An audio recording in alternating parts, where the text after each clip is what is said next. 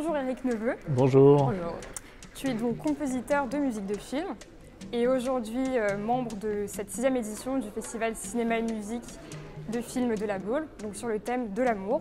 Est-ce que tu peux nous dire quelle chanson d'amour t'inspire ou te touche particulièrement?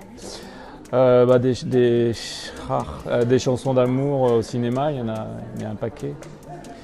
J'avais fait la musique d'un film il y a longtemps, quand j'ai démarré, j'ai fait la musique du premier long métrage de Sophie Marceau en tant que réalisatrice, qui s'appelait Parlez-moi d'amour, comme la chanson. Et c'est une chanson qui était utilisée un peu dans le film. Moi j'avais composé, c'était la première fois que j'enregistrais un orchestre pour le cinéma, donc j'étais assez ému.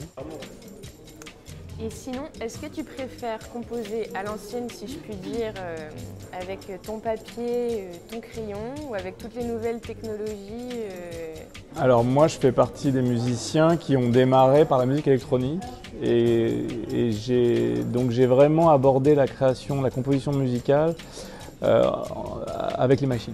J'ai pas fait de formation musicale classique très poussée.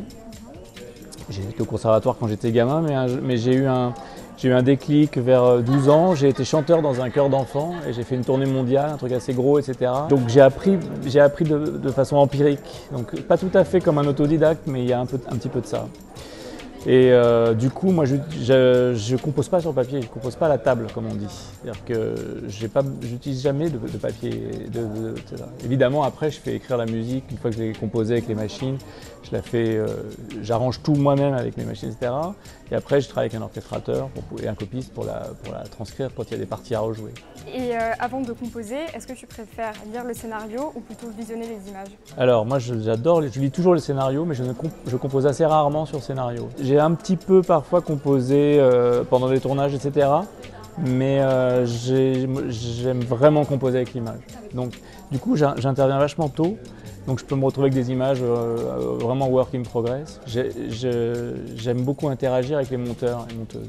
Et sur tes inspirations musicales, on en parlait un petit peu tout à l'heure en conférence de presse, tu avais cité Ennio Morricone, mais est-ce qu'il y aurait d'autres figures Ouais, c'était ce qu'on disait tout à l'heure, c'est difficile de dire ça. On a tous des compositeurs qui nous ont spécialement marqués, quoi. Ils sont nombreux quand même, hein. Mais c'est vrai que pour moi, Morricone, il a un truc spécial, c'est que je pense que ça a beaucoup influencé mon approche, c'est qu'il est pareil, il a pu faire à la fois des films très décalés, même des films absolument sans intérêt, même des espèces de films érotiques italiens, des trucs comme ça. Et il a des grands films, des films très mélos, des films tendus, et je trouve c'est un des compositeurs qui a une production très très variée, musicalement, hein, j'entends. Et ça m'a guidé quand j'ai démarré, parce que je me disais, mais alors si tu fais une comédie, tu vas passer ta vie à faire des comédies. Je me disais, comment ça... Et en regardant la carrière d'Ennio Morricone, je dis non, il faut absolument toujours être vigilant à se laisser guider par sa curiosité. Et question différente, est-ce que tu es un homme intuitif? Intuitif? Ouais. Et est-ce que l'intuition, c'est quelque chose qui guide tes choix? Pour faire de la musique de film, ça paraît très bateau, mais il faut vraiment profondément aimer le cinéma. L'instinct, l'intuition, c'est ça en fait, c'est le rapport à l'image, ce qu'on appelle le rapport à l'image. Qu'est-ce qui fait que tu vois une scène, quand c'est pas un truc hyper utilitaire, qu'est-ce qui fait que tu vas dire, ah sur ce film, je vais utiliser des guitares électriques, ou je vais utiliser des machines, ou non, là c'est orchestre.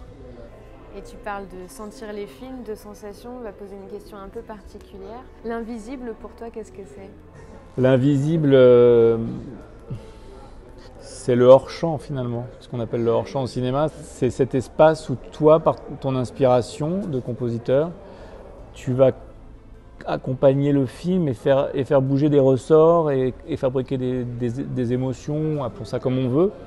Donc ça rejoint l'idée de l'instinct et c'est vraiment l'idée du feeling finalement, de qu'est-ce qui fait que tu vas aller, que quand on va sortir d'une scène sur laquelle tu as une bonne idée, que les gens, tu les as emmenés, mais pas forcément dans le sens des images, éventuellement à contre-pied. Et la musique est invisible par définition, mais elle porte l'image, ou elle discute avec l'image, ou elle la contredit, ou elle l'appuie. C'est ça c'est un beau métier. Hein.